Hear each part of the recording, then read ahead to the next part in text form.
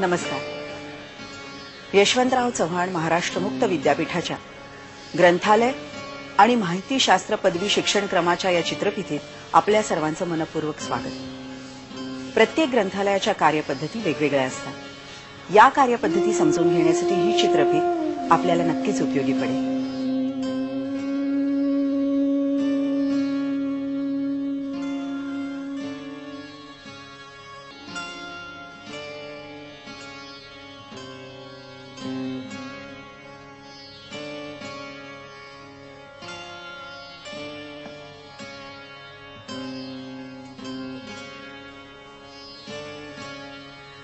लेखकांनी लिहिलेले ग्रंथ छापील स्वरूपात प्रकाशित करून वाचकांना उपलब्ध करून देणाऱ्या संस्था म्हणजे प्रकाशक। या व्यतिरिक्त विद्यापीठे, संशोधन संस्था, सरकारी संस्था यांच्यामार्फतही ग्रंथ प्रकाशित करण्याचे काम होत असते।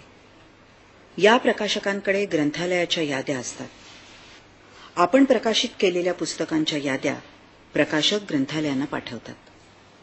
प्रकाशकांच्या ग्रंथ विक्रीचे काम ग्रंथ विक्रेत्यांमार्फत केले जाते। ग्रंथ विक्रेते ग्रंथांच्या याद्याबरोबर नवीन पुस्तके ग्रंथालयांकडे पाहणीसाठी पाठवतात। ग्रंथालयांमध्ये आलेल्या याद्यातून आणि पुस्तकातून ग्रंथ निवड समिती पुस्तक खरेदीबाबत निर्णय घेते। निवड समितीने निवडलेली पुस्तके दाखल नोंद वहीत नोंदवली जातात। त्यातील दाखल अंक विकत घेतलेल्या पुस्तकावर लिहिला जातो।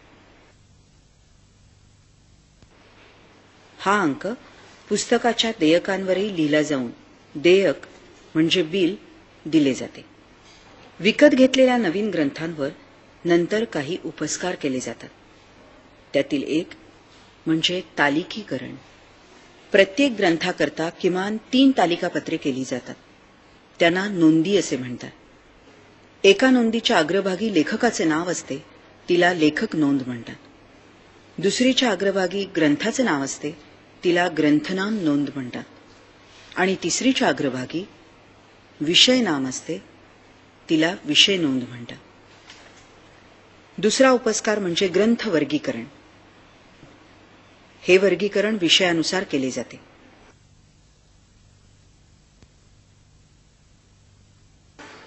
वर्गीकरणाच्या 2 पद्धती आहेत, दशांश वर्गीकरण आणि द्विबिंदू वर्गीकरण। यापैकी कोणतीही एक पद्धत वापरली जाते। प्रत्येक पद्धतीत विषयानुसार वेगवेगळे कोड नंबर म्हणजे वर्गांक दिले जातात।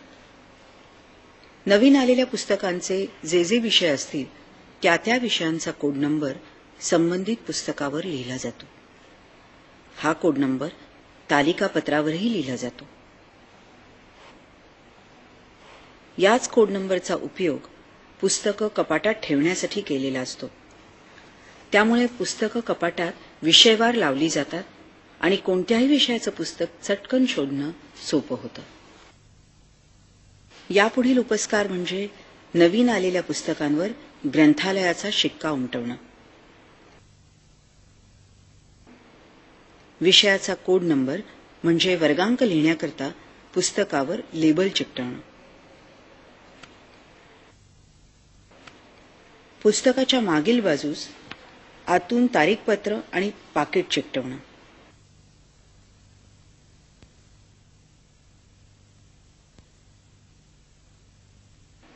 याशिवाय पुस्तकाचा एक कार्ड तयार केले जातं, त्याला बुक कार्ड असे म्हणतात। यावर पुस्तकाचं नाव, वर्गांक, पुस्तक नेणाऱ्याचं नाव आणि पुस्तक नेण्याची तसेच परत करण्याची तारीख नोंदवण्यासाठी जागा सोडलेली असते। नंतर पुस्तकं कपाटात वर्गांकानुसार ठेवण्यासाठी पाठवतात। नवीन पुस्तकांची तयार करण्यात आलेली 3 तालिकापत्र 3 वेगवेगळ्या गटात ठेवली जातात। एका गटात लेखकाच्या नावानुसार लावली जातात, दुसऱ्या गटात पुस्तकाच्या नावानुसार लावली जातात आणि तिसऱ्या गटात विषयाच्या नावानुसार लावली जातात। यांची मांडणी मराठीत अ ते ज्ञ आणि इंग्रजीत A to Z या अक्षर क्रमांकानुसार केलेली असते। या 3ही नोंदींचा उपयोग पुस्तकं शोधण्यासाठी केला जातो।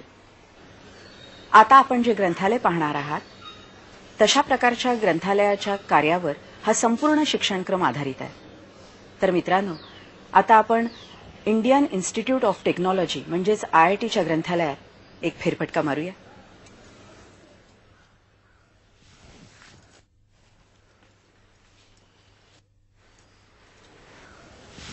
हे या ग्रंथालयाचं प्रवेशद्वार. पण आत प्रवेश करण्यापूर्वी तुम्हाला चेक पॉइंट किंवा प्रॉपर्टी काउंटरवरून जावं लागेल. आपल्याकडील आपली स्वतःची पुस्तकं किंवा इतर काही सामान या चेक पॉइंटला ठेवायचे. पण जर आपण लायब्ररीची काही पुस्तकं परत करण्यासाठी आणली असतील तर ती पुस्तकं दरवाजातील कर्मचाऱ्याला दाखवून मगच आत प्रवेश करायचा. म्हणून याला चेक पॉइंट किंवा प्रॉपर्टी काउंटर असं म्हणतात.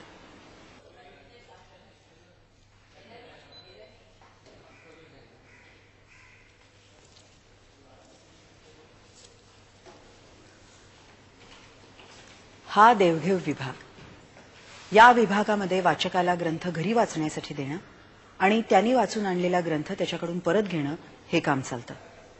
हे काम वरवर कितीही सोपं वाटलं तरी त्यात अनेक गुंतागुंतीची कामं असतात आणि प्रत्येक ग्रंथालयामध्ये या कामाचं स्वरूप वेगळं असतं.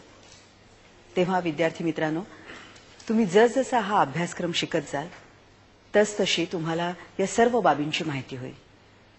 या IITच्या ग्रंथालयात पुस्तकांची देवघेव करण्याच्या कामाकरता संगणकाचा वापर केला जातो. बरोबरच आहे, कारण ही संस्था शेवटी तंत्रज्ञान संस्था आहे ना. इथे वाचकांकरता एक ओळखपत्र दिलं जातं. त्यावर त्याच्या माहितीबरोबरच त्याचा फोटो, सही आणि त्याच्या वाचक क्रमांकाचं बार कोडमध्ये रूपांतर करून ते छापलेलं असतं. तसेच प्रत्येक पुस्तकावर त्याच्या दाखल अंकाचं बार कोडमध्ये रूपांतर करून ते बारकोड पुस्तकावर चिकटवलेले असतात. वाचकांनी ओळखपत्र सादर केल्यावर त्यावरील बारकोडवर स्कॅनरच्या साहाय्याने लेझर किरण टाकला जातो. त्यामुळे संगणक पडद्यावर वाचकाची संपूर्ण माहिती म्हणजेच वाचकाचं खातेपान दिसू लागतं. पुस्तक परत द्यायचं असल्यास संगणकावरील विशिष्ट कळ दाबून परत करायच्या पुस्तकावरील बारकोडवर लेझर किरण टाकला जातो. त्याबरोबर ते पुस्तक परत केल्याची नोंद होते. वाचकाला नवीन पुस्तक वाचायला न्यायचं असेल तर पुस्तकाच्या मागील बाजूस लावलेल्या पाकिटातील बुक कार्ड म्हणजेच ग्रंथपत्र काढून घेऊन त्यावर वाचकाची सही घेतली जाते. तर दुसरी कळ दाबून न्यावयाच्या पुस्तकाच्या बारकोडवर लेझर किरण टाकून त्याच्या संगणकीय पानावर वाचकाने पुस्तक नेल्याची नोंद होते. त्यावर तारखेचा शिक्का मारला जातो. या तारखेलाच किंवा तत्पूर्वी वाचकाने ते पुस्तक परत करायचे असते. या तारखेच्या आधी किंवा या तारखेला पुस्तक परत केले नाही तर वाचकाला विलंब शुल्क भरावे लागतं.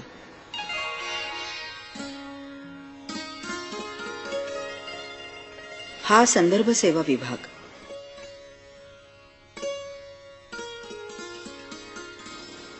ज्ञानकोश, शब्दकोश यासारखे संदर्भ ग्रंथ येथे वाचकांना संदर्भाकरता ठेवलेले असतात.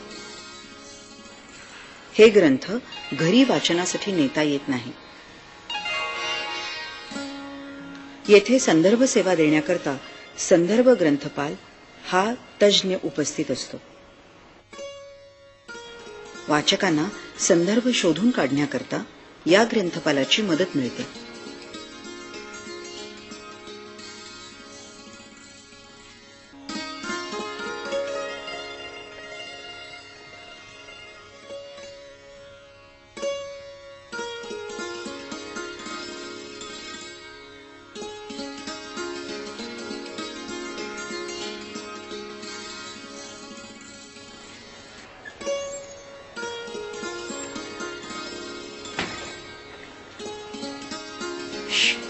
Silence please. हा वाचन कक्ष. या वाचन कक्षात ग्रंथ दोन्ही बाजूनी उघड्या कपाटात रांगेनी मांडून ठेवलेले असतात. त्यामुळे वाचकांना ते सहज पाहता येतात.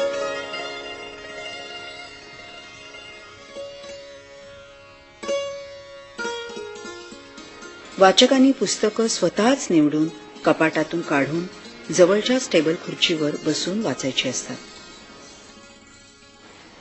आणि वाचून झाल्यावर वाचकांनी ग्रंथ पुन्हा मूळ जागेवर न ठेवता टेबलावरच ठेवायचे असतात. या पद्धतीला मुक्त द्वार पद्धत म्हणतात.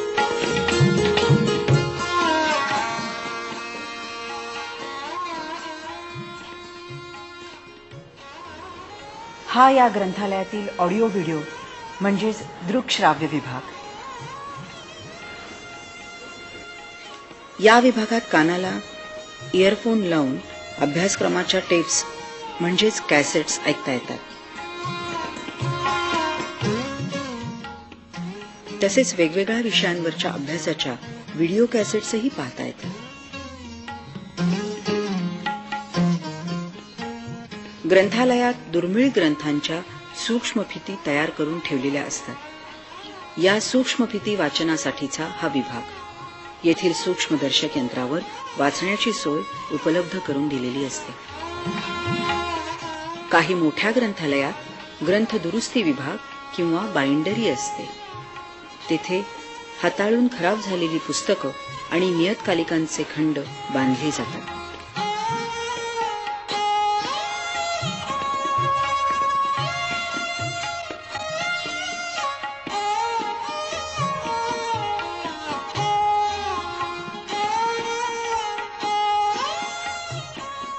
ग्रंथालयाचा महत्वाचा विभाग म्हणजे नियतकालिक विभाग. या विभागात ग्रंथ खरेदी विभागाप्रमाणेच नियतकालिकांवरही संस्कार केले जातात.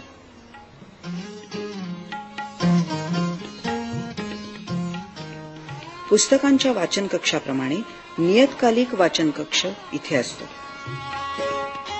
ताजे अंक प्रदर्शित करून त्यांच्या वाचनाची सोय केलेली असते. जुने अंक वर्षवार बांधणी करून जतन केलेले असतात.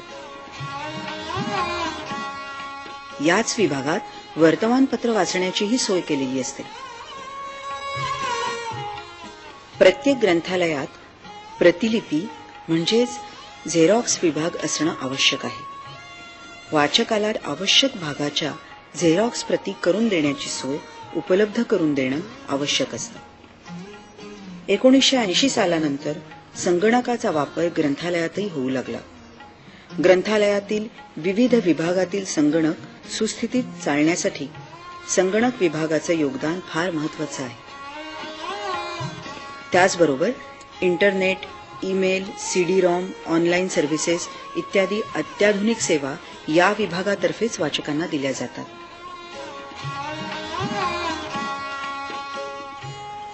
काही विशेष ग्रंथालयांमध्ये अंधांसाठी ब्रेल लिपीतील पुस्तकं, मुलांसाठी बाल साहित्य आणि अपंगांसाठी विशिष्ट पद्धतीची बसण्याची व्यवस्था अशा सेवाही दिल्या जातात. तर काही ग्रंथालयांमार्फत ग्रंथ प्रदर्शनं आणि चर्चासत्र अशा पूरक गोष्टींचं आयोजन केलं जातं.